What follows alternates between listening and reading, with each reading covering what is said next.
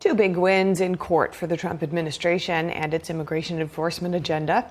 We're starting off with a judge finding California's law enforcing agents to remove their masks is unlawful. Here's more.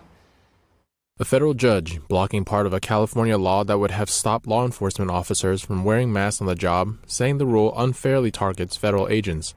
The ruling sides with the Trump administration in a legal fight over two California laws aimed at federal immigration enforcement.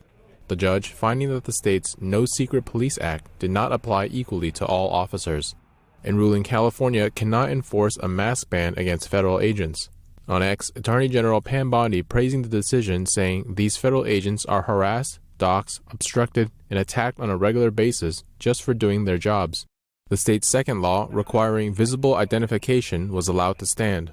California passed both laws after federal immigration operations in the state last year.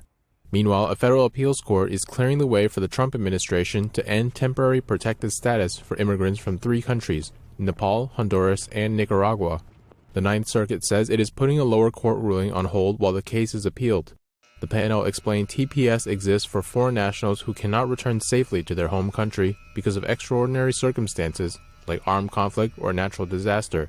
The judges pointing out the Secretary of Homeland Security is required to regularly review whether those conditions still exist, saying if they don't, TPS must be terminated.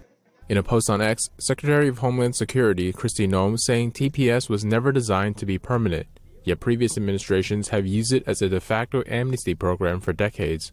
Nepalese citizens were granted TPS following a devastating 2015 earthquake. Hondurans and Nicaraguans got their designation back in 1999. That year, Hurricane Mitch resulted in the deaths of around 10,000 people in Central America. Secretary Noem says the situation in each of these countries has since improved. The appeals court's decision now allows the administration to move forward with ending protections for nearly 89,000 people. It comes amid attempts to end TPS for around 300,000 Haitians in the U.S. A judge last week ruling that termination unlawful. The administration is appealing that decision.